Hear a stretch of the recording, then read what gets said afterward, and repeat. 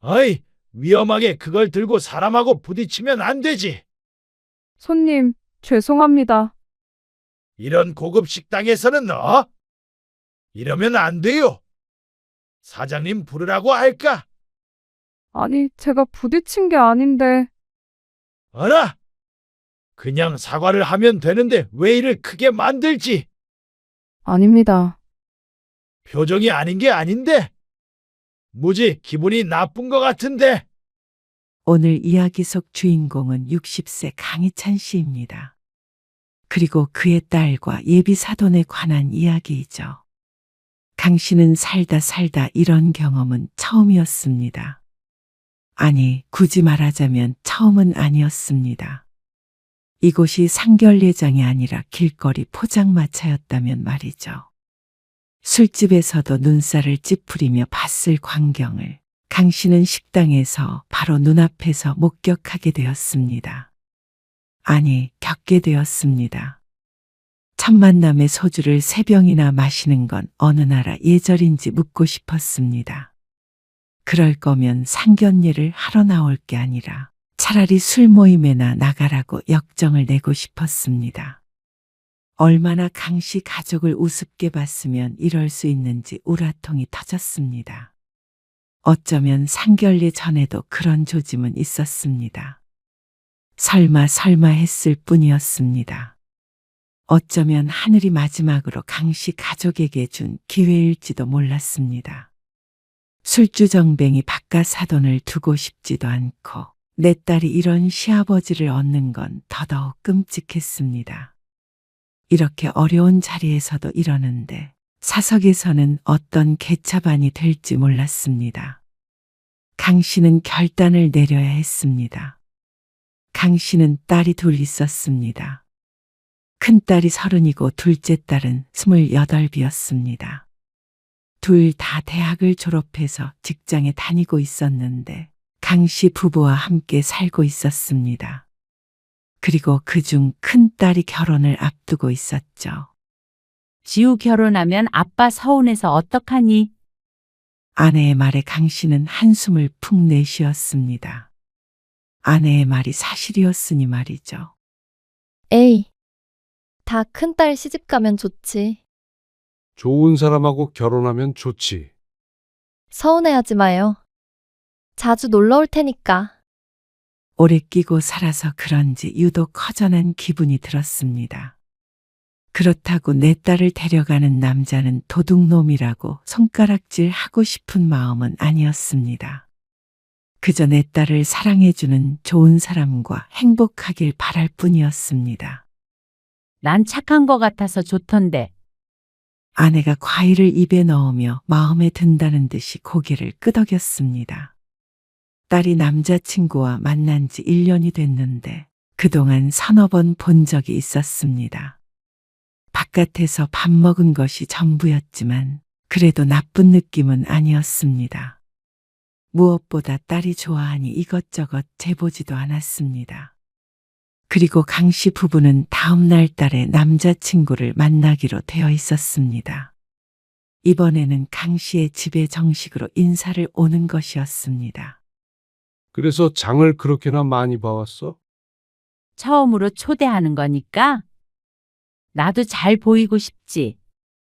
곧 사위가 될 텐데. 어깨를 으쓱하는 아내를 보며 강 씨는 웃었습니다. 그리고 다음 날이 되었을 때 강 씨 가족은 예비 사위와 즐거운 시간을 보냈습니다. 술은 안 하나? 그래도 곧 결혼할 사이인데 한 번도 같이 술 한 잔은 해본 적이 없는 것 같아서 물었더니 사위가 손을 내저으며 사양했습니다. 저 술은 좀. 안 마시나? 예전에는 마셨는데 지금은 잘 안 마십니다. 아빠, 민준 씨는 술 잘 안 마셔. 에이, 그래도 한 잔 받지. 둘째 딸이 입을 삐죽거리자 사위가 마지못해 잔을 내밀었습니다. 아니야, 마실 필요 없어. 뭘 억지로 마셔? 강 씨가 술병을 내려놓으며 말했습니다. 사실 나도 술이 약해서 잘 안 마셔. 그러니까 부담 가질 필요 없어. 진짜야. 우리 아빠 술 잘 못 드셔. 키들거리는 딸들을 보며 강 씨가 인자하게 웃었습니다. 죄송합니다. 제가 혹시나 실수할까 봐서요. 밥만 맛있게 먹으면 되지. 그러고 나서 이야기 꽃을 피웠습니다. 술도 안 마시길 잘했다는 생각이 들었습니다. 멀쩡한 정신의 대화를 나누는 게 강 씨도 훨씬 좋았습니다. 딸들만 맥주 한 캔씩 먹고 말았죠. 그렇게 보름쯤 지났을 때였습니다. 아빠, 상견례 장소를 정해야 하는데 한정식 집이 낫겠지? 너희가 알아서 해. 너무 시끄럽지 않은 데라면 상관없지. 한정식당은 거의 룸으로 되어 있지 않나? 그러면 방 있는 한정식당으로 알아볼게. 그래. 보통은 그렇게 하니 강 씨는 대수롭지 않게 대답했습니다. 어차피 얘기를 나누다 보면 음식 맛은 제대로 느끼지 못할 것 같았습니다. 아내도 옆에서 한마디 보탰습니다. 첫 자리니까 격식 있는 곳으로 잘 정해봐. 딸은 고개를 끄덕였죠. 그런데 이튿날 저녁 큰딸이 난감한 표정으로 말했습니다. 아빠, 민준 씨 부모님이 상견례 장소를 상견례 장소를 뭐? 마음에 안 드신데? 아버님이 매운탕 같은 게 있으면 좋겠다고 그러셔서. 매운탕?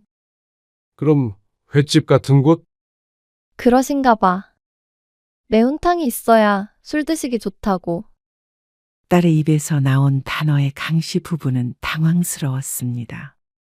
술이라는 단어를 잘 들은 게 맞나 의심스러웠죠. 다른 때도 아니고 상견례에 술을 먹기 위해서 메뉴를 정해주는 사돈이라니. 들어본 적이 없는 일이었습니다. 그런데 너무 소란스러우면 대화를 못 나누지 않나? 그래서 룸이 있는 조용한 횟집으로 알아봐야 할 것 같아. 그리고 지리탕 말고 꼭 칼칼한 매운탕이어야 한다고 그러셔서. 옆에서 아내의 헛웃음 소리가 들렸습니다. 강 씨도 기가 막혔지만 딸의 기분을 생각해서 그런 기색을 감추었습니다. 딸이 휴대폰으로 무언가를 검색해 보는 것 같았고 그 사이에 강 씨와 아내는 서로 얼굴을 마주봤습니다. 매운탕이라니. 매운탕이 고급스럽지 않다거나 하는 이유가 아니라 상견례의 술안주로 언급되어 당황스러울 뿐이었습니다. 결국 딸은 상견례 장소로 유명하다는 곳을 찾았습니다. 강 씨는 어디를 가도 상관이 없었습니다. 다만 마음 한구석에 조그만 의심의 씨앗이 자리 잡은 것은 어쩔 수가 없었습니다. 엄마, 아빠. 나 오늘 저녁에 늦어요. 왜? 민준 씨네 집에 가기로 했어. 상견례를 보름 앞둔 어느 날이었습니다. 지난번에 인사하러 다녀오지 않았어? 근데 그때 내가 몸이 안 좋아서 밥만 먹고 왔는데 아버님이 같이 술 한잔 하고 싶다고 하셔서. 술? 또다시 언급되는 술에 강 씨의 미간이 설풋 찡그려졌습니다. 강 씨도 사위를 초대했을 때 술을 권하기는 했지만 술을 마시기 위해 따로 또 부르는 것은 조금 과하지 않나 싶었습니다. 지우 너랑 친해지고 싶으신가 보다. 아내는 긍정적으로 생각하는 듯 했습니다. 그래서 강 씨도 별말을 하지 않았죠. 어른 앞에서 너무 많이 마시지 말고 적당히 먹어. 실수하지 않게. 세 잔만 마셔야겠다. 자신을 닮아 그런지 술을 잘 마시지 못하는 딸이 걱정됐습니다. 세 잔만 마시면 별일이야 있겠나 싶었죠. 그런데 그날 밤 강 씨는 일찍 잠에 들지 못했습니다. 딸이 6시에 집을 나섰고 9시쯤 카톡 메시지가 왔는데 온통 오타가 가득해서 무슨 말인지 도무지 알아먹을 수가 없었습니다.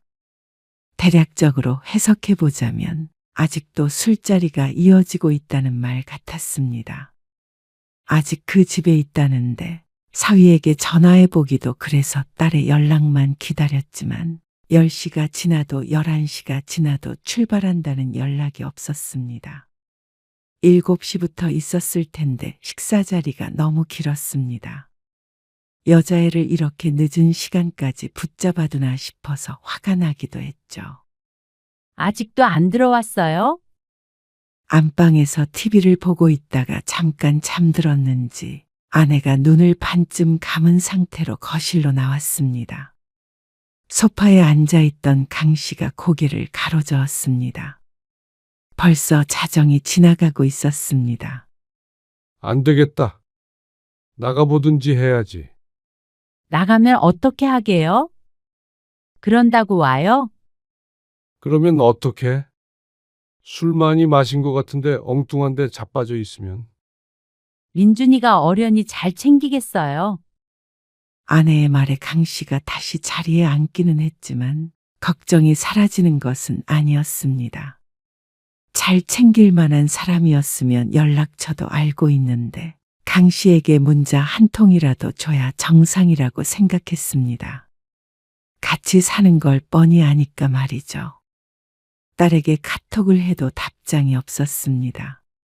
강 씨가 먼저 전화라도 해봐야 하나 생각할 때쯤 현관문 비밀번호를 치는 소리가 들렸습니다.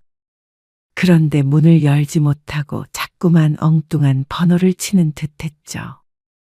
강 씨가 얼른 일어나 누군지도 보지 않고 문을 벌컥 열었습니다. 지우야, 그러자 바닥에 거의 쓰러지다시피 쪼그려 앉은 딸이 보였습니다. 이게 어떻게 된 거야? 딸을 일으켰는데 몸을 제대로 가누지도 못했습니다. 그리고 딸의 남자친구는 코빼기도 보이지 않았습니다. 이 시간에 이렇게 만취한 여자친구를 데려다 주지도 않은 모양이었습니다. 거실에 쓰러져 있는 딸을 흔들자 갑자기 벌떡 일어나 화장실로 달려갔습니다. 그리고 참 괴롭게도 속에 있는 것들을 개원했습니다. 아내가 혼비백산에서 딸의 등을 두드렸는데 거의 숨이 넘어갈 지경처럼 보였습니다. 소란의 작은 딸도 자다가 나와봤습니다. 무슨 술을 이렇게 많이 먹고 들어와? 집에 찾아온 게 용하다. 강 씨는 화가 나 미칠 지경이었습니다. 딸은 좀처럼 정신을 차리지 못했습니다. 토를 몇 번 했는지 몰랐고 나중에는 괴롭다며 우는 통에 강 씨가 차를 태워 응급실에 데려갔습니다. 수액을 맞으면서도 정신을 제대로 차리지 못하는 딸. 그 모습을 보는데 어찌나 속이 상하던지. 술을 마시자고 데려갔으면 멀쩡하게는 보내야 하는 것 아닌가 싶었습니다. 남자도 아니고 여자를 이렇게 내동댕이 쳐놓는 집안이 어디 있나 열불이 났습니다. 끙끙 앓다가 새벽 4시가 되어서 잠에 든 딸을 보고 강 씨도 벤치에 앉아서 잠깐 눈을 붙였습니다. 그리고 수액을 다 맞고 병원을 나서는데 참 착잡했습니다. 그제서야 정신을 차린 딸도 말없이 걸었습니다. 아직도 술이 다 깬 것 같지는 않아 보였지만 수액을 맞아 그런지 아까보다는 상태가 훨씬 좋아 보였습니다. 집에 가자 아내가 기다리고 있었는데 딸을 우선 재웠죠. 그리고 해가 중천에 떴을 때 딸이 나와서 말했습니다. 어제 술을 너무 많이 먹어서 죄송해요. 3잔만 마시겠다더니 그게 뭐야? 아니, 아버님이 계속 주셔서. 그렇다고 그렇게 만취해서 오니? 나도 정말 못 먹겠어서 사양했는데 자꾸만 주시니까 어떡해. 딸이 울먹거렸습니다. 지금도 속 안 좋아. 민준이가 데려다 주지도 않은 거야. 아버님이랑 민준 씨도 취해가지고. 그 말에 눈이 뒤집히는 것 같았습니다.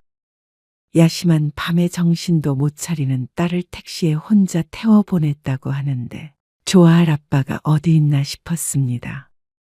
그럴 거면 술을 먹이지 말던지. 그리고 데려다 달라고 그럴 분위기도 아니었고. 분위기가 왜? 아버님이 어제. 아니야. 딸이 얘기를 하다 말고 고개를 저었습니다. 아무튼 죄송해요. 근데 나도 힘들어 죽겠어. 딸은 다시 방으로 들어갔습니다. 강 씨는 할 말이 많았지만 아픈 딸을 차마 더 나무라지 못하고 속으로 삭혀야 했습니다. 하지만 강 씨와 아내의 마음에 좋은 인상이 심어졌을 리가 없었습니다. 어쩐지 쎄한데. 무슨 사인을 주고 있는 것 같은데? 작은 딸도 탐탁지 않은 반응을 보였죠. 상견례 날짜가 다가왔지만 어쩐지 찜찜한 기분은 더해졌습니다. 아무리 생각해도 제대로 된 사람이 맞나 하는 의심이 들었습니다. 하지만 시간은 흘렀고 딸도 별말 없으니 상견례 날은 오게 되었습니다. 약속 시간보다 20분 일찍 도착한 강 씨 가족. 그리고 20분 늦은 상대방 가족. 강 씨 가족은 40분을 기다렸습니다. 물론 약속한 시간을 따지자면 20분이지만 말이죠. 딸은 긴장이 되는 듯 자꾸만 손을 만지작거렸습니다. 미안합니다. 길이 막혀서. 남자는 강 씨와 악수를 나누고 자리에 앉았습니다. 어쩐지 웃음이 쉽게 나오지 않았습니다. 직원이 차를 내오자 남자가 손을 휘휘 저으며 말했습니다. 이런 거 말고 소주부터 줘요. 네? 술 먼저 줘야지.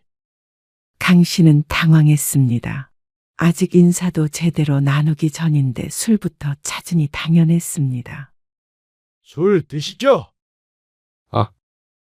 아주 조금 합니다. 술 드시죠? 남자는 강 씨의 아내에게 같은 질문을 했습니다. 전 술 못 마셔요. 그리고 운전을 해야 해서. 에이, 상견례에 술도 한 잔 안 마시는 사람이 어디 있다고? 남자는 막무가내였습니다. 아내의 잔에도 넘치도록 술이 따라졌습니다. 자, 한 잔씩 우선 시원하게 마시고 얘기 나눕시다. 강 씨는 쉽게 잔을 들지 못했습니다. 무언가에 홀린 듯한 기분이었습니다. 눈을 크게 뜨고 딸을 바라보니 표정이 웃지도 울지도 못하는 얼굴이었습니다. 강 씨는 하는 수 없이 술을 한 번에 넘겼습니다. 아내도 강 씨를 힐끗 쳐다보는 게 느껴졌습니다. 주량이 한 잔이 고작이라 아내도 내일 꽤나 고생할 듯 했습니다. 저는 민준이 애비되는 사람입니다. 안녕하세요. 지우 아빠입니다. 반갑습니다. 인사를 나누자 음식이 하나씩 나오기 시작했습니다. 어이, 이봐요. 네. 매운탕부터 내줘야지. 매운탕은 중간에. 아니, 매운탕이 있어야 술을 먹든 하지요. 남자가 직원을 붙잡고 말하는데 인상이 찌푸려지려는 걸 겨우 참았습니다. 말투가 얼마나 건들거리던지 보는 사람이 민망할 정도였습니다. 아직 한 잔밖에 마시지 않았는데 꼭 벌써 술에 취한 사람 같았습니다. 그런데 얘기를 나누면 나눌수록 헛웃음이 나왔습니다. 그나저나 사돈댁은 무슨 사업을 하신다고요? 예. 퇴직하고 조그맣게 회사 운영하고 있습니다. 돈 좀 만지셨다면서요? 예. 아버지, 역시 요즘에는 남자가 집 해가고 그런 거 없잖아요. 서로서로 해야 부담이 없죠. 그래서 사업하신다고 해서 마음이 놓였지 뭐예요. 호탕한 웃음을 지었지만 그 내용은 결코 호탕하지 못했습니다. 남자는 누가 쫓아오는 사람처럼 연거푸 술을 들이켰습니다. 자, 한 잔 드시죠. 강 씨도 그에 맞춰서 강제로 술을 마셔야 했죠. 조금만 마시고 내려놓는 신용만 하면 꼭 직장 상사처럼 압박을 했습니다. 에이, 빼지 마세요. 좋은 날에 기분 좋게 같이 마시면 좋지 않습니까? 허허 웃는 소리가 얼마나 크던지 옆방에까지 들릴 것 같았습니다. 여보, 그만 마셔요. 가만히 있어봐. 내가 오늘 기분이 좋아서 그래. 여자도 남자를 말리지 못했습니다. 자꾸만 눈을 질끈 감고 고개를 저을 뿐이었습니다. 30분가량 지켜보니 집안 분위기를 알 것 같았습니다. 사위조차도 남자를 말릴 엄두를 못 냈습니다. 오히려 사위도 강 씨와 똑같이 억지로 술을 마셔야 했죠. 사위는 술을 못 마셔서 잘 안 마신다더니 벌써 한 병 가까이 먹은 것 같았습니다. 얼굴이 벌개졌습니다. 그런데 술이 좀 더 들어가자 아슬아슬한 분위기가 흐르게 되었습니다. 거르는 것 없이 머릿속에 떠오르는 말을 곧장 내뱉는 듯한 남자 때문이었습니다. 그나저나 허니문 베이비 가야지. 네? 큰딸을 향해 말하는 남자를 강 씨가 어이없다는 듯이 쳐다보았습니다. 신혼여행 가서 딱 만들어 오란 말이야. 그래야 얼른 손주 보지. 관광도 하지 말어. 그 말에 딸의 얼굴이 터질 것 같아졌습니다. 옆에 앉은 아내의 입에서는 탄성이 나왔습니다. 결코 긍정적인 반응은 아니었습니다. 그 말을 하는 표정도 어찌나 음흉하던지 시아버지 될 사람이 아니라 술자리에서 여자를 희롱하고 있는 사람 같았습니다. 아무리 둘이 결혼할 사이라고 하지만 애지중지 키운 딸이 이런 취급을 받는 게 너무 불편했습니다. 시어머니도 아니고 시아버지에게 허니문이니 어쩌니 하는 얘기를 듣는 며느리가 기분이 좋을 리가 없었습니다. 내가 보니까 사돈처녀도 결혼정년기 다 된 것 같아요. 아, 1살 차이라서 곧 갈 때 됐죠. 옛날 같았으면 노처녀 소리 듣는 나이잖아요. 얼른 보내버리세요. 나중에는 안 팔립니다. 요즘 여자애들은 왜 이렇게 시집들을 늦게 가는지. 혀를 차며 또 한 번 술잔을 비우는 남자. 강 씨는 할 말을 잃었습니다. 그리고 작은 딸의 표정은 사정없이 구겨졌습니다. 자리를 박차고 가고 싶은 표정이었죠. 아버지, 좀 천천히 드세요. 술 한 병 더 시켜봐. 딱 한 병만 드시기로 했잖아요. 먹다 보면 그게 되냐? 그만 드시죠. 보다 못한 강 씨가 한마디 했습니다. 주량을 넘기신 듯한데. 내가 소주는 5병은 거뜬합니다. 아니요. 제 딸에게 하시는 말씀도 과한 듯합니다. 노처년이 팔린다느니 하는 소리를 듣고도 가만히 있을 수가 없었습니다. 과하다니요? 제가 무슨 말을 했다고? 노처녀요. 에이, 그건 우리 사돈처녀가 딱 무르익었으니 얼른 시집을 보내시라 드린 말씀이죠. 뭐라고요? 사용하는 단어만 몇 가지 조합해 보아도 남자의 머릿속이 들여다 보이는 것 같았습니다. 그리고 술 먹고 사람을 대하는 것을 보니 얌전히 술만 마시고 올 사람도 아닌 듯 했습니다. 첫 만남에 단정 짓는 건 성급할 수도 있겠지만 아마 강 씨 가족 모두가 같은 생각을 하고 있을 것 같았습니다. 아빠, 큰딸이 강 씨를 말렸습니다. 강 씨는 속으로 참을 인을 3번 그렸습니다. 그러고 긴 숨을 내쉬고 찬물을 들이켰습니다. 이 자리에서 화를 냈다가는 걷잡을 수 없을 것 같았습니다. 그렇지만 남자는 정도를 몰랐습니다. 혀가 꼬부라지고 자꾸만 식탁 위에 있는 식기들을 툭툭 쳤습니다. 본인도 자각하지 못하는 듯 했습니다. 그러다가 사고를 한 번 쳤죠. 어이쿠, 가운데 세워진 물컵을 툭 쳤는데 가득 찬 물이 하필이면 맞은편에 앉아있는 강 씨의 아내에게 흘렀습니다. 식탁을 타고 흘러 허벅지에도 떨어져 서둘러 자리에서 일어났죠. 강 씨가 휴지를 뽑아주는데 남자가 하지 않아도 될 말을 했습니다. 아이고, 사부인이라 제가 닦아드릴 수도 없고. 하나같이 입에서 나오는 말이 저질스러웠습니다. 그날 밤에 딸이 저 집에서 어떤 말들을 들었을지 생각하니 눈앞이 깜깜해지는 것 같았죠. 그만하시죠. 예? 말을 가려서 하셔야겠습니다. 아니 내가 뭐라 그랬다고 그러세요? 그거 참 이상하시네. 그러자 강 씨의 딸과 사위가 부모들을 말렸습니다. 남자가 헛기침을 했습니다. 참 이상하네. 이만 일어나 보는 게 좋을 것 같습니다. 지금까지 참은 것도 용했습니다. 더 앉아 있다가는 남자의 멱살이라도 잡을 것 같았습니다. 아니 아직 못 나눈 얘기가 많은데. 애들 통해서 주고 받는 게 나을 것 같습니다. 저도 취기가 올라서요. 에이고 술이 약하시네. 껄껄 웃는 모습이 보기 싫었습니다. 그러면 나 잠깐 화장실 좀 다녀옵시다. 그런데 최악의 순간이 찾아왔습니다. 화장실에 다녀오던 남자가 문 앞에서 직원과 부딪힌 모양이었습니다. 몸을 제대로 못 가누는 남자의 탓이 분명했지만 직원에게 관한 시비를 걸었습니다. 어이, 위험하게 그걸 들고 사람하고 부딪히면 안 되지. 손님, 죄송합니다. 이런 고급 식당에서는 이러면 안 돼요. 앞을 잘 보고 다녀야지. 사장님 부르라고 할까? 아니, 제가 부딪힌 게 아닌데. 어라? 그냥 사과를 하면 되는데 왜 이를 크게 만들지?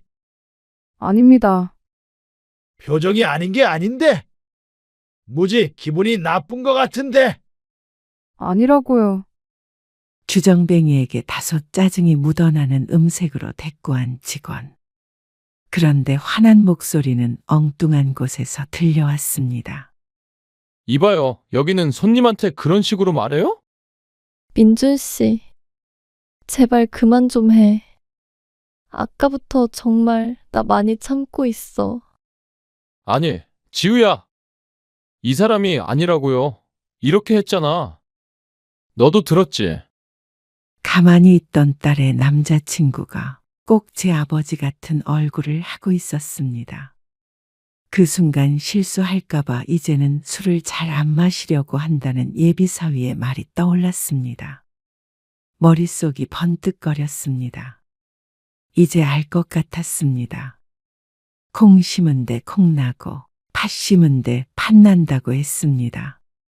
남자처럼 행패를 부리진 않았지만 직원을 나무라는 말투는 12조가 분명했습니다. 아버지 좀 챙기는 게 좋겠다. 아, 네? 장인어른? 강 씨의 목소리에 정신이 들었는지 예비 사위가 가서 남자를 데리고 왔습니다. 그런데 사위도 충분히 술에 취한 듯 보였습니다. 그 옆에서 안사도는 여전히 고개만 절레절레 하고 있었습니다. 암담한 기분이었습니다. 내가 원래는 이렇게 많이 안 먹는데.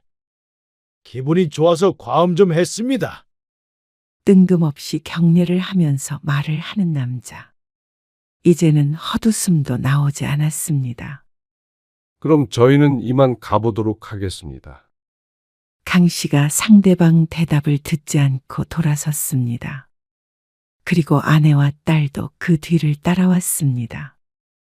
계산을 할 정신이 없어 보이기에 따로 묻지 않고 강 씨가 결제를 했습니다. 아빠, 우리가 낼 건데. 됐다. 큰딸이 안절부절하지 못하자 강 씨의 마음이 더 불편했습니다. 대리운전을 불러서 집에 가는데 정막이 흘렀습니다. 그 와중에 큰딸이 콧물을 훌쩍 거리는 소리가 간간히 들렸죠. 집으로 돌아와서 강 씨가 딸을 앉혀놓고 물었습니다. 지난번에 너 응급실 갈 때도 이랬어?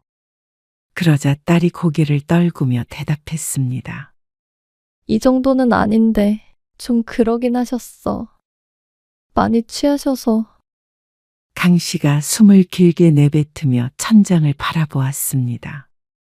그런데 이어지는 딸의 말을 들으니 더 얼이 빠졌습니다. 사실 지난번에 아버님이랑 민준 씨랑 갑자기 별것도 아닌 걸로 언성을 높여서 그래서 혼자 택시 타고 집에 오게 된 거야. 뭐, 둘이 싸우느라 너 데려다 주지도 않았다는 거야? 민준 씨도 나랑 만나면서 거의 술을 안 마셔서 설마 이럴 거라고는 생각 못 했어. 그냥 그때만 그런 거라고 생각했어. 근데 내가 잘못 살았나 봐. 차라리 그 자리에서 엎어버릴 걸 후회가 되었습니다. 혹시라도 내 딸에게 해가 갈까 싶어서 손바닥에 손톱 자국이 나도록 화를 눌러 참았는데 그냥 박차고 일어났어야 했습니다. 오히려 그런 집에 시집을 보내는 게 내 딸에게 해가 가는 길인 듯 했으니 말이죠. 너, 엄마 아빠는 네 생각 늘 존중하지만 오늘 같은 일이 가족이 되면 더 자주 있을 거라고 생각해봐라. 그리고 그 집에서 너를 소중히 하는지 잘 생각해봐. 그러자 딸이 고개를 숙였습니다. 강 씨 부부는 속상해서 잠도 안 왔습니다. 강 씨가 유별나게 딸들을 아끼기도 했지만 그게 아니더라도 그런 몰상식한 사람들과 사돈을 맺고 싶은 부모는 없을 것이었습니다. 오늘 일은 강 씨 인생에 있어서 손에 꼽히도록 모욕적인 날이었습니다. 그리고 딸이 애처로운 날이었습니다. 강 씨는 뜬 눈으로 밤을 지샜습니다. 그리고 날이 밝았을 때 딸이 강 씨 앞에 앉았습니다. 아침에 민준 씨랑 통화했어. 그 말을 하는 시간이 아침 7시 반이었습니다. 그런데 벌써 통화를 했다니 딸도 잠을 못 잔 모양이었습니다. 결혼은 안 해요. 안 하기로 했어. 다시 생각해 보기로 한 거야? 아니, 다시 생각할 거 없이. 그냥 없던 일로 하기로 했어. 그 말을 듣고 강 씨는 하마터면 안도의 한숨을 쉴 뻔했습니다. 속으로는 골백 번도 넘게 가슴을 쓸어내렸습니다. 사실 그때 그러고 민준 씨랑 많이 싸웠어. 나도 많이 서운해서. 그런데 민준 씨는 안 그러니까 괜찮을 거라고 생각했는데 이 결혼 못 하겠어. 또 그런 일이 있을 거라고 생각하면 여기서 무르는 게 맞을 것 같아. 그래. 아빠는 네 생각 존중한다고 했지. 없던 일로 해. 아직 진행된 거 아무것도 없어. 예식장 예약한 거는 위약금 있으면 내면 그만이지. 식장 들어가면 위약금으로 해결한대. 거봐, 내가 무슨 사인인 것 같다고 했지. 나도 한숨도 못 잤어. 혹시나 언니가 그래도 결혼한다고 할까봐. 딸은 주말 내내 우울해했습니다. 강 씨도 마음 한구석은 무거웠습니다. 딸이 파혼을 하고 힘들어하는데 기분 좋을 부모가 없었습니다. 그런데 며칠 뒤에 딸의 남자친구에게서 연락이 왔습니다. 죄송합니다. 아버님. 아버지가 술김에 실수하신 것 같아요. 많이 후회하고 계세요. 다음에는 절제하신다고. 미안하지만 다음이라는 건 없을 것 같은데. 우리 지우가 결혼을 못하겠다고 하니까 나한테 연락해도 소용이 없어. 아버님, 아니, 장인어른. 제발 지우 마음 좀 돌려주세요. 제가 아버지 다시는 술 못 드시게 하겠습니다. 술만 문제가 아니야. 정말 그날 일이 순전히 술 때문이라고 생각한다면 그것도 여전히 결혼을 허락할 수 없는 이유야. 나는 이 결혼 반대하니까 나한테 지우를 설득해달라는 건 말도 안 되는 짓인 거 알지? 그날 일은 말은 안 했지만 상을 엎어버리고 싶었다는 것만 명심해. 우리 지우 서우. 그렇게 함부로 말해도 되는 애들 아니니까. 큰딸은 며칠 휴가를 내고 회사를 쉬었습니다. 마음 정리할 시간이 필요한 모양이었습니다. 결혼을 생각했던 사이가 끝이 났으니 힘들만도 했습니다. 그리고 며칠 뒤에 다시 회사로 돌아갔다가 퇴근했을 때 집까지 민준이 찾아왔습니다. 하지만 딸은 문을 열어주지 않았습니다. 강 씨도 아무것도 못 들은 사람처럼 행동했습니다. 그게 마지막이었습니다. 그 이후로는 아무도 찾아오지 않았고 큰딸도 점차 활기를 되찾아갔습니다. 그때 생각하면 나 요즘 자다가도 가슴을 쓸어내려. 내 인생에서 가장 잘한 결정 같아. 이제는 웃으며 그날의 이야기를 할 때도 있었습니다. 딸의 말대로 천만다행이었습니다. 결혼식을 하기 전에 물러설 기회를 누군가가 줬으니 어쩌면 정말 소중한 시간이었죠. 그렇게 생각하면 이제는 열불도 안 났습니다. 세상에는 좋은 사람들이 더 많은 것을 알고 있었습니다. 부디 다음 기회엔 더 좋은 사람을 만나길 바랐죠.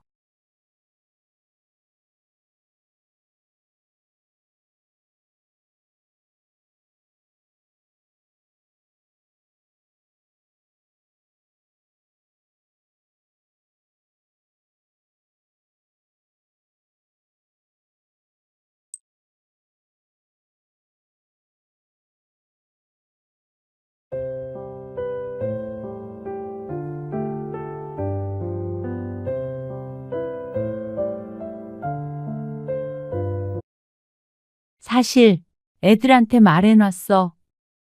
뭘? 윤성이 말이야. 윤성이 엄마랑 둘이 베트남에 있는 국제학교로 갈 생각인 것 같더라고. 그게 무슨 말이야? 그런 게 있어. 거기가 후진국인데 국제학교는 우리나라 그냥 일반 학교보다 훨씬 좋대. 수업도 전부 영어로 쓰고. 그래서 몇 년 살다 올 모양이더라고. 그리고 그거 학비가 많이 드는데. 재환이 혼자 벌어서 어떻게 해외에 있는 식구를 건사하겠어. 그래서 내가 좀 도와주기로 했어. 앞으로 윤성이한테 다달이 돈이 들어가고 우리 생활비도 더 벌어야 해. 그러니까 내가 자꾸 돈 벌으라고 그러는 거잖아. 적어도 한 달에 250은 더 들어와야 살지. 뭐라고? 왜 그런 약속을 했어? 그 돈이 어디서 나서? 당신 연금 있잖아. 오늘 이야기 속 주인공은 64세 노진구 씨입니다. 그리고 그의 아내에 관한 이야기이죠. 노 씨는 이 나이를 먹고 아내에게 애물단지 취급을 당할 거라고는 상상한 적이 없었습니다. 평범한 가족이었습니다. 잘 커준 아이들, 평생 성실히 일한 노 씨, 그리고 뒷바라지를 해준 아내. 이 모든 게 70, 80에도 여전할 것이라고 생각했습니다. 그런데 노 씨가 퇴직하고 난 후 모든 것이 바뀌었습니다. 30년 넘게 일하고 집으로 완전히 돌아온 남편을 아내는 격려하지 않았습니다. 오히려 짐이라도 떠안은 사람처럼 구박했습니다. 돈을 안 버는 노 씨는 아내에게 남편이 아니라 돈 잡아먹는 귀신, 밥만 축내는 백수였습니다. 은퇴한 지 얼마 되지도 않아 경비 일을 하라고 재촉하는 아내. 그 이유가 손자의 유학비를 보태기 위함이라는 걸 아는 순간 노 씨는 허탈한 감정을 더 이상 참을 수 없었습니다. 사람이 아니라 기계가 된 것 같았습니다. 돈 버는 기계 말이죠. 아니, 아무리 기계라도 30년, 40년 쉬지 않고 쓰면 녹이 쓰는 법이었습니다. 노 씨는 이대로 인생이 저무는 걸 원하지 않았습니다. 노 씨는 아내의 남편이고 자식의 아버지이고 손주들의 할아버지였지만 그 이전에 내 삶이 있는 한 인간이었습니다. 노 씨는 20대의 공무원이 되어서 30년 넘게 일을 하다가 정년퇴직했습니다. 노 씨에겐 징그럽게도 긴 시간이었습니다. 휴직을 한 것은 40대의 사고로 다리가 부러져서 몇 달 쉬었던 것이 전부였습니다. 다리가 낫고 곧바로 복직을 해서 그 뒤로는 휴일에만 쉬었습니다. 공무원이라 천금은 못 벌어도 안정적인 봉급으로 자식 둘을 키워냈습니다. 지금은 아들, 딸 모두 결혼해서 가정을 꾸려 살고 있었죠. 노 씨는 아침 7시에 눈을 떴습니다. 알람이 울리지 않는 것이 이제는 자연스러웠습니다. 침대에서 몸을 일으키며 습관적으로 시계를 확인했습니다. 30년이 훌쩍 넘는 세월 동안 새벽 5시 30분에 일어나던 몸이 아직 완전히 적응하지 못한 것 같았습니다. 아내는 아직 꿈나라였습니다. 노 씨가 퇴직하고 잠이 많아진 것은 오히려 아내였습니다. 아침밥을 일찍 차릴 필요가 없으니 10시가 넘어서 일어나는 경우도 많았습니다. 몇 시야? 7시. 더 자. 아내의 질문에 노 씨는 짧은 대답과 함께 욕실로 향했습니다. 거울에 비친 자신의 모습을 보며 묘한 기분이 들었습니다.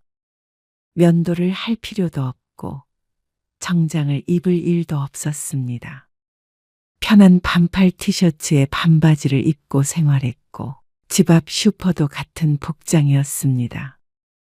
그렇다면 자유를 만끽해야 하는데 왜 가슴팍이 턱하고 막힌 것 같은 기분이 드는지. 밥 먹어. 오전 10시 20분. 아내가 상을 차리며 말했습니다. 김칫국에 계란 후라이, 김, 멸치볶음. 평범한 아침상이었습니다. 노 씨는 숟가락을 들다가 문득 멈췄습니다. 아내가 무심코 내뱉은 말 때문이었습니다. 당신 오늘도 집에만 있을 거야? 노 씨는 잠시 말이 없었습니다. 종일 집에 있게? 내가 집에 있는 게 짐이 된 건가 하는 생각이 들어 가슴 한편이 서늘해졌습니다.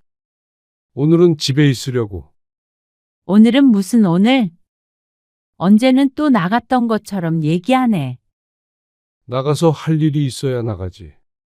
노 씨는 애써 담담하게 말했지만 목소리에는 미묘한 서운함이 배어 있었습니다. 아내는 입을 삐죽거리며 더 이상 대꾸하지 않았습니다. 그저 숟가락을 탁 소리가 나게 식탁 위에 두거나 함부로 젓가락질을 해서 접시 소리가 쨍그랑 나도록 눈치를 줄 뿐이었습니다. 이리 줘. 내가 설거지 할게. 노 씨는 식사 후에 싱크대 앞에 섰습니다. 키에 비해 낮은 싱크대 때문에 허리가 구부정해졌습니다. 아내는 아무 말 하지 않고 그릇만 싱크대 안에 넣고 거실로 나갔습니다. 노 씨는 한참 동안 그릇을 뽀득뽀득하게 씻었습니다. 거실에 나오자 소파에 가로놓은 아내가 보였습니다. 끄트머리에 자리가 있었지만 걸터 앉아 뭐하나 싶어서 컴퓨터가 있는 작은 방으로 들어왔습니다. 그런데 컴퓨터가 있다고 해서 딱히 할 일은 없었습니다. 느긋하게 커피 마시며 TV를 보고 싶은 기분이었지만 아내 때문에 어쩔 수 없이 피신을 온 것뿐이었죠.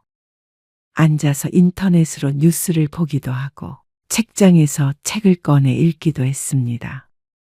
그러다가 오후 2시. 노 씨는 아침에 아내가 했던 말이 떠올랐습니다. 오늘도 종일 집에 있을 거냐는 질문. 아니, 종일이 아니라 하루 종일이라며 강조했던 그 목소리. 노 씨는 괜히 나갔다 와야 할 것 같은 기분이 들었습니다. 집에 있는 것이 민망하고 부담스러웠습니다. 여보, 내가 장 봐올게. 장? 별로 살 거는 없는데. 저녁 반찬거리나 안방 욕실에 샴푸 없던데. 샴푸 사야 되지 않아? 사와 그럼.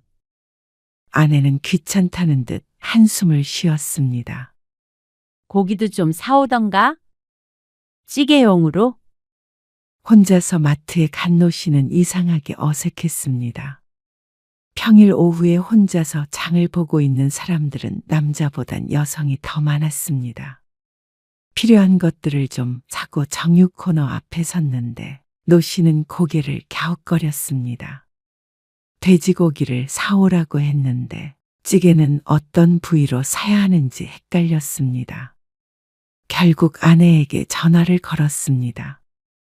여보, 이게 앞다리살도 있고 삼겹살이랑 목살도 있고 그러네. 어떤 게 찌개용이야? 아이고, 그냥 알아서 좀 사와. 뭐 하나 살 때마다 물어보게? 자다 일어났는지 짜증이 묻어나는 말투였습니다. 노 씨는 휴대폰을 내려다보며 쓸쓸한 웃음을 지었습니다. 결국 아무 고기나 집어들었습니다. 집에 돌아와 장 본 것을 정리하는데 아내가 혀를 찼습니다. 하필이면 기름기 하나도 없는 부위를 사왔어? 차라리 삼겹살이 낫지. 그렇게 말을 해줬으면 사왔지. 노 씨가 대꾸를 하는데 고기에서 핏물이 새어나와 바닥에 떨어졌습니다. 아내는 또 혀를 찼습니다. 그 소리가 어찌나 크게 들리던지 이제는 아내의 혀 차는 소리만 들어도 심장이 철렁하는 기분이었습니다. 아이고, 또 뭐야 이게. 일을 만드네. 노 씨는 미안하다고 말하려다가 입을 다물었습니다. 그리고는 묵묵히 흘린 것을 닦았죠. 내심 아내가 칭찬이라도 해주길 바랐던 모양이었습니다. 그런데 아내는 노 씨가 뭘 해도 못마땅한 사람 같았습니다. 가만히 있으면 가만히 있는다고 잔소리를 했고 뭐라도 하면 답답하다며 역정을 냈습니다. 열심히 해보려던 마음도 사라지게 말이죠. 여보, 빨래 돌리려고 하는데 이거는 따로 빨아야 하지?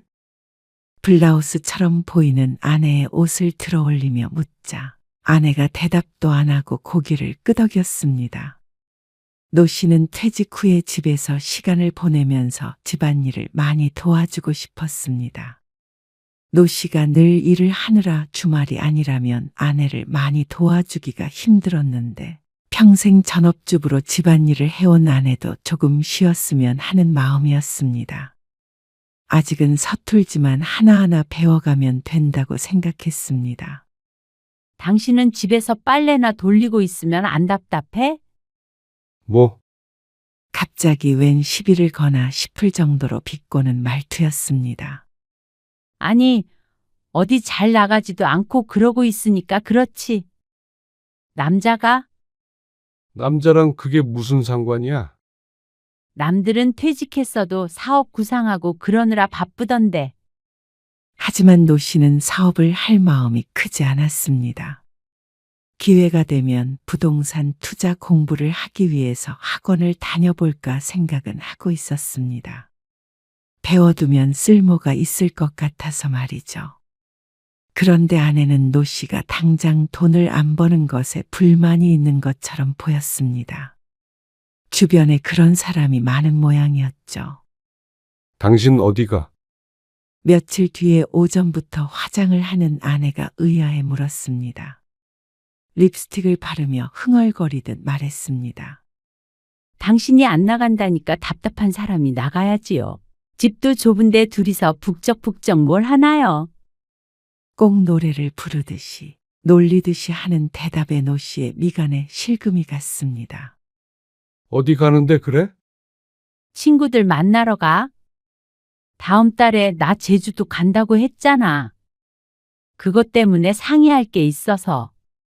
아내가 여자들끼리만 하는 모임이 있었는데 7명이서 제주도 여행을 가겠다고 했습니다.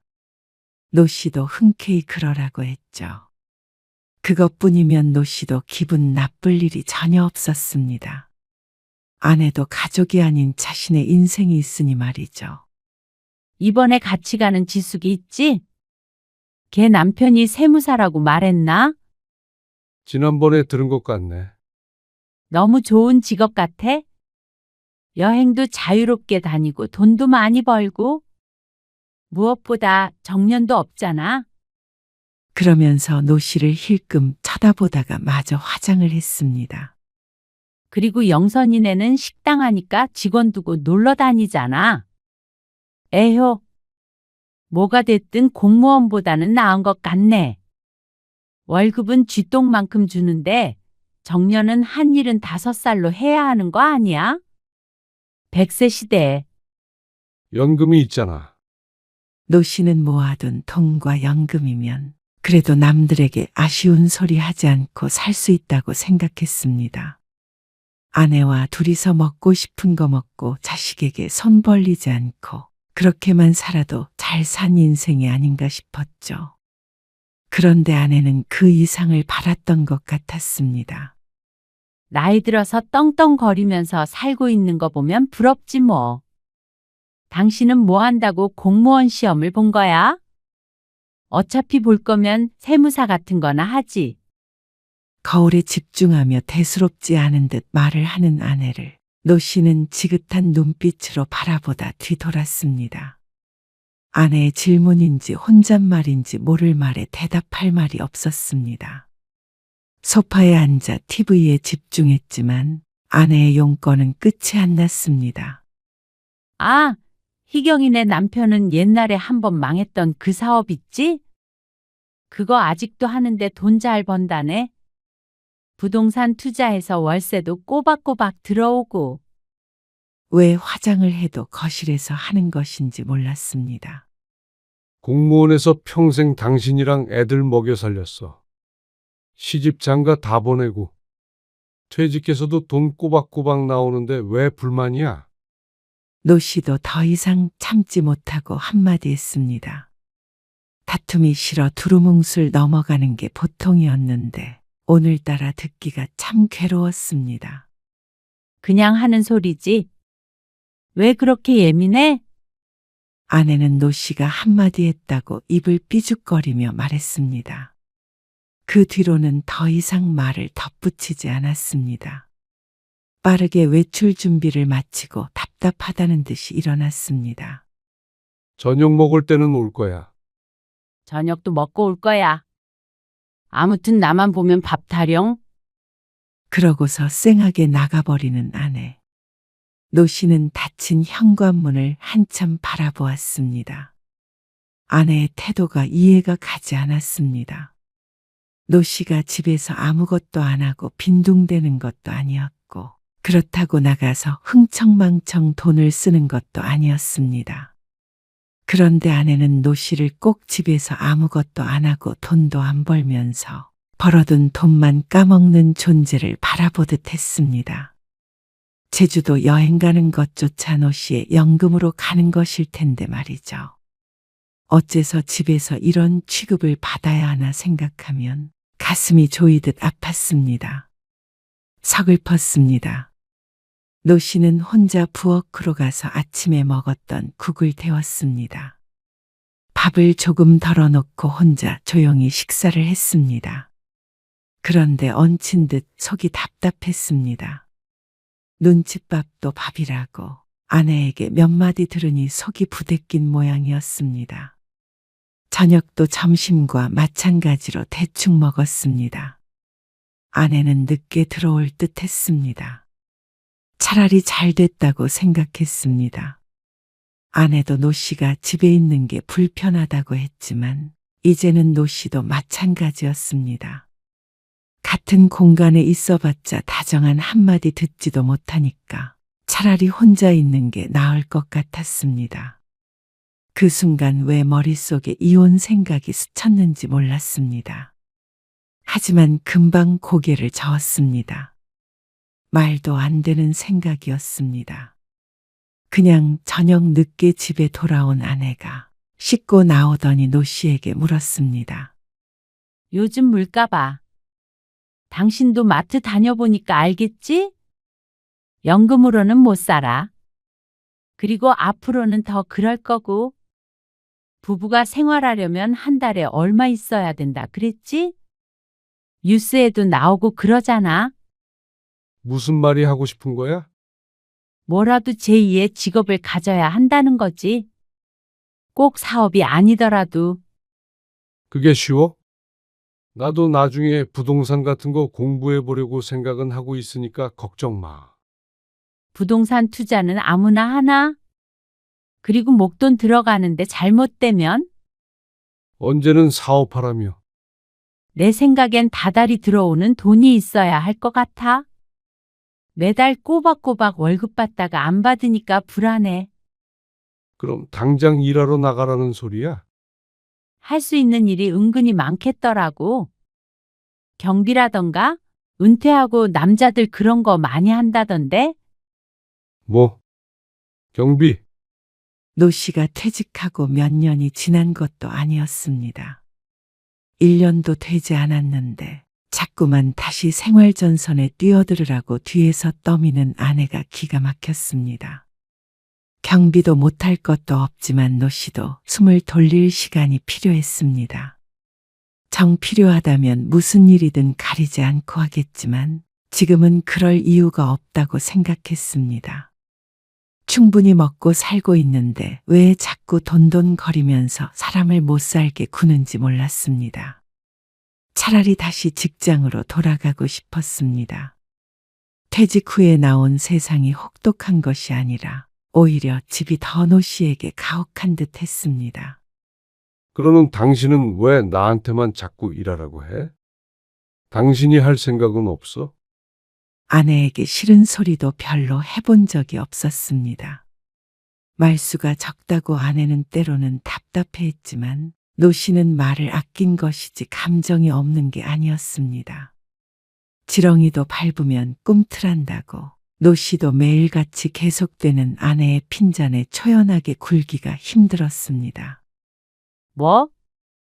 내가 애들 다 키우고 당신 평생 뒷바라지 했는데 이제 돈까지 벌어오라고 그래.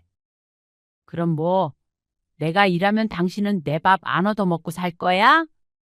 각자 역할이 있는 거잖아. 노 씨와 아내 사이엔 정적이 흘렀습니다. 나야말로 평생 일한 대가가 이런 건 줄은 몰랐어. 대가가 이런 건 줄은 몰랐어. 조용히 읊조리듯 말하는 노 씨의 목소리에는 힘은 없었으나 어떤 의지가 생겨난 듯 했습니다. 말도 안 된다고 생각했던 것을 다시 생각해보는 계기가 되었죠. 노 씨는 아내와 한동안 말하지 않았습니다. 아내가 말을 걸어도 단답만 하거나 고개를 끄덕이는 것으로 대답을 대신했습니다. 처음에는 노 씨의 눈치를 조금 보는 것 같았던 아내는 나중에는 화를 내기도 했습니다. 답답해서 살 수가 없다며 말이죠. 하지만 노 씨도 머릿속이 복잡해서 아내의 사정까지 생각해 줄 수가 없었습니다. 그러던 어느 날이었습니다. 가족들이 다 같이 모여서 저녁을 먹는 일이 있었습니다. 노 씨의 생일이 다가오는 주말이라 미리 식사만 함께 하기로 했죠. 식당에 앉아 다들 웃고 떠들었습니다. 아들네 손주가 하나, 딸네 손주가 둘이니 식구들이 북적북적했습니다. 전 같았으면 행복하기만 했겠지만 노 씨는 마냥 웃을 수가 없었습니다. 아내 때문이었습니다. 장인어른, 요즘 운동 좀 하세요? 이제 쉬시니까 운동 많이 하세요. 건강하셔야죠. 가끔 집 앞에서 조깅은 하는데 나도 등산도 다니고 할까 생각 중이야. 이제 여유로워서 좋으시겠어요. 뭐 그렇지. 노 씨가 사위가 안고 있던 어린 손녀를 안아주며 웃었습니다. 그런데 아내가 혼잣말을 하듯이 말했습니다. 집에서 빈둥대면 뭐가 좋아? 사람이 너무 놀아도 오히려 병나? 너무 놀긴. 아빠가 그럴 성격인가? 집에 있으면 노는 거지. 너희도 50대기 전에 사업을 하던가 해서 노후 준비해. 퇴직하고 나서는 끝이야. 그냥 아빠처럼 뒷방 늙은이 되는 거야. 아내의 말에 순간 다들 조용해졌고 노 씨는 얼굴이 붉어졌습니다. 어떻게 자식들 앞에서까지 이런 말을 하는지 몰랐습니다. 사위는 어색하게 웃으며 화제를 돌렸지만 노 씨는 그 이후로 한 번도 웃은 적이 없었습니다. 내가 낼게. 에이, 아니에요. 아버지, 제가 낼게요. 나 때문에 모인 건데 내가 내야지. 생신이니까 저희가 내야죠. 그래, 돈도 안 버는 양반이 애들이 사준다고 할 때 못 이기는 척해? 카드를 꺼내들었던 손이 멈칫했습니다. 내가 내. 너희 밥 정도 못 사주겠냐. 노 씨가 다시 한번 카드를 내밀자 아들이 한 발짝 물러났습니다. 아들, 딸에게 선물도 받았기 때문에 밥은 자신이 사겠다고 진작부터 생각 중이었습니다. 그런데 아내는 돌아오는 내내 불만이 많아 보였습니다. 그리고 그날 밤 노 씨는 침대에 누워 뒤척였습니다. 잠이 오지 않았습니다. 아내는 거실에서 TV를 보고 들어오겠다더니 잠이 든 것인지 안방으로 돌아오지 않았습니다. 아내의 얼굴이 보이지 않자 숨통이 트이는 것 같았습니다. 다음 날 아내가 아침밥을 차리며 말했습니다. 경비라도 하라고 한 게 괜히 그런 게 아니야.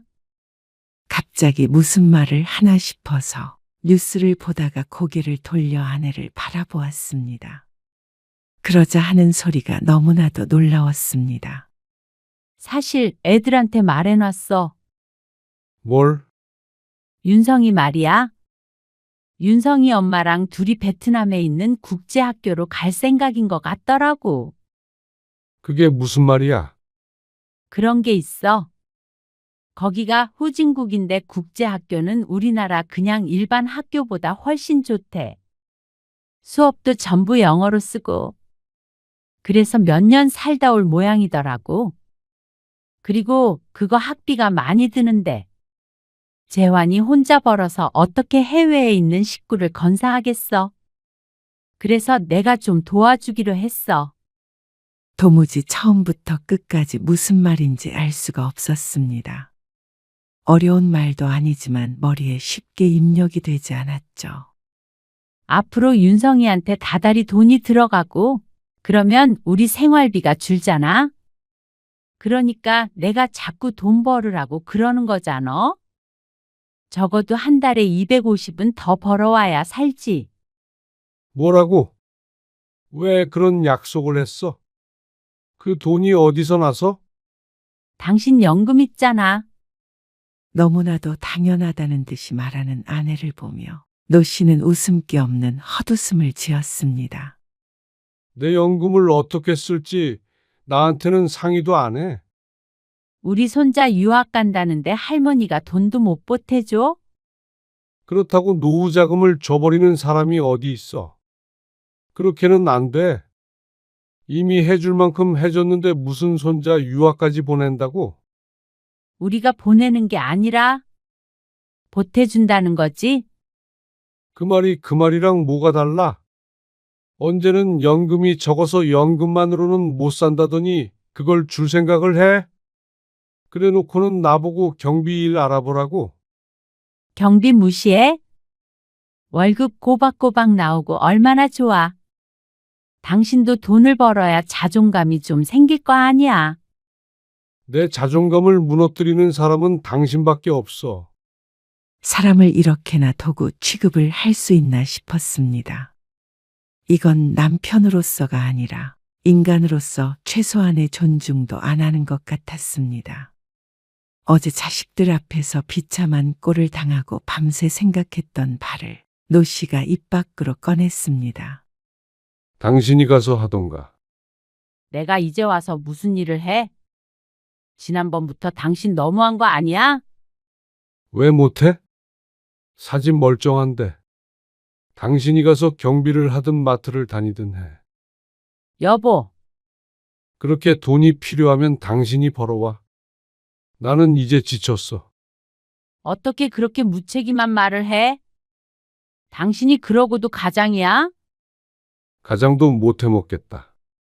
이제는 갈라서자. 뭐라고? 당신도 내가 집에 있는 게 답답하다며. 불편하다며.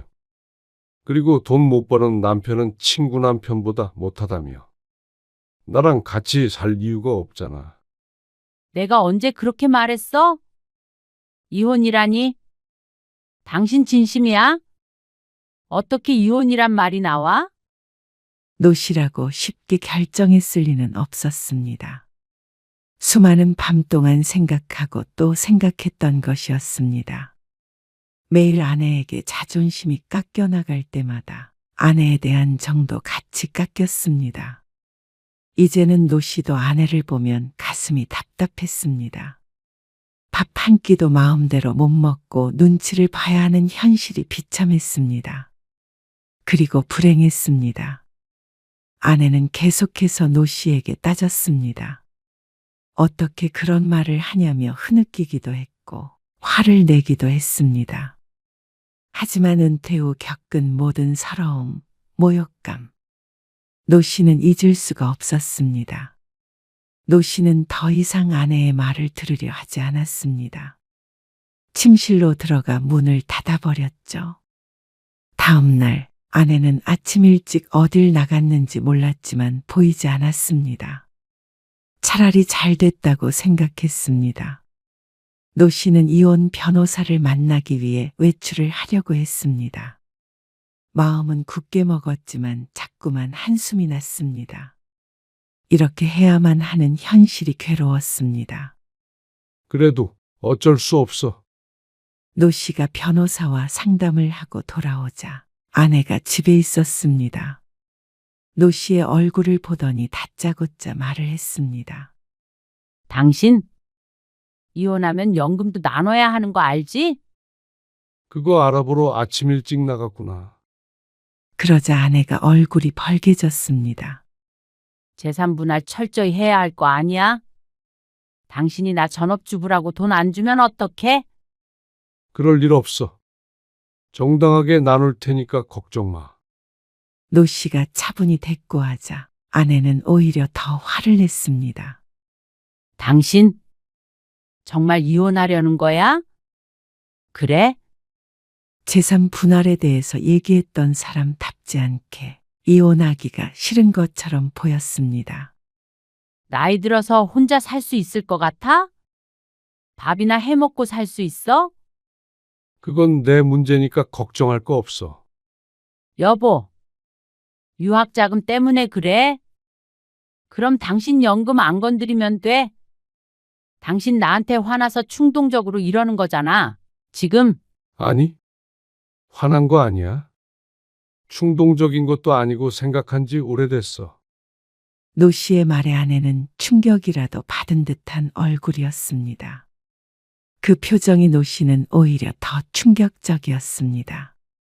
노 씨에게 그렇게 함부로 대해놓고 노 씨가 이런 생각을 할 줄 몰랐다는 것이 이상했습니다. 얼마나 자기만 생각하는 사람인지 이번 일을 통해서 확실히 깨닫게 되었습니다. 당신도 나 없이 편히 살아. 처음엔 아내는 이혼은 결사반대했습니다. 나이 들어 혼자 살 자신이 없는 것은 노 씨가 아니라 아내인 듯 보였습니다. 하지만 결국에 노 씨의 뜻을 꺾지 못했습니다. 자신의 생각을 크게 떠드는 성격은 아니지만 그 고집은 결코 꺾지 못할 거라는 걸 아내는 알았습니다. 결국 조정이 성립했습니다. 집은 팔아서 나누고 나머지 재산도 분할했습니다. 그리고 노 씨는 작은 아파트를 구해서 나왔죠. 얼마나 잘 사나 두고 보자. 아내의 마지막 말이었습니다. 그래서 노 씨도 정말 잘 살아보고자 하는 의지가 샘솟았습니다. 혼자 사는 작은 아파트는 처음에는 허전했습니다. 30년 넘게 함께 살던 사람이 없다는 것이 실감났습니다. 하지만 며칠 지나지 않아 노 씨는 안도감을 느꼈습니다. 자유로움도 느꼈습니다. 무엇보다도 자존감을 깎아먹는 사람이 없어서 좋았습니다. 외롭지 않은 것은 아니었지만 그보다도 아내와 살면서 겪은 괴로움이 줄어든 것이 노 씨를 숨쉬게 했습니다. 노 씨는 최근에 등산을 시작했습니다. 새벽 산행에서 만난 사람들과 안면을 텄고 그 인연으로 독서 모임에도 참여했습니다. 그렇게 해도 빈둥거린다며 화를 낼 사람은 없었습니다. 오히려 노후를 잘 보낸다며 주변 사람들이 부러워했죠. 그런데 아내의 상황은 좀 다른 것 같았습니다. 며느리와 손주는 베트남으로 떠났다고 들었습니다. 그리고 그 경비는 아내가 댔고 말이죠. 집을 팔고 하며 목돈이 생겼는데 그게 다 자식에게로 들어가는 것 같아서 신경이 쓰였습니다. 그런데 이제 어떡하나 싶었습니다. 내 재산도 아닌데 참견할 이유가 없었습니다. 나 이런 걸로 서운하게 될 줄은 몰랐는데. 엄마는 어떻게 오빠한테만 그렇게 지원을 해줄 수가 있어요? 똑같이 안 해줄 때는 안 서운했는데. 이번에 느꼈어요. 엄마도 아들이 더 중요하구나. 딸이 어느 날 노 씨에게 전화해 말했습니다. 손주의 유학 자금을 대준 것이 섭섭한 것 같았습니다. 그 마음도 이해가 갔습니다. 경솔한 아내가 화를 자초한 것이었습니다. 딸은 아내와 대면대면하게 지낸다고 했습니다. 그렇다고 혼자 남은 아들이 아내를 살갑게 챙길 성격도 아니었고 말이죠. 노 씨는 더 이상 아내에 대한 생각은 멈추기로 했습니다. 노 씨는 자식들과는 가끔씩 통화를 했는데 그뿐이었습니다. 오히려 이혼 전보다도 잘 지냈습니다. 자식들이나 아내의 소식이 궁금하지 않았습니다. 어느 일요일 오전, 노 씨는 아파트 창가에서 커피를 마셨습니다. 햇살이 따스하게 들어왔습니다. 만약 아내가 있었더라면 팔자 좋다고 빈둥거리지 말라는 소리가 날아올 것 같았습니다. 노 씨는 피식 터져나오는 웃음을 갈무리했습니다. 그리고 책을 폈죠. 1, 2년 후에는 다시 일이 하고 싶어질지도 몰랐습니다. 그런데 지금은 스스로에게 휴가를 주고 싶었습니다. 오랫동안 고생해서 일한 보상을 작게나마 주고 싶었습니다. 사치하는 것이 없기에 가진 것으로도 소박하게 살아갈 수 있지만 하고 싶은 것들도 다 해보고 푹 쉬면 그땐 소소한 일거리라도 찾아볼 생각이었습니다. 이제 내 인생을 찾은 기분이었습니다.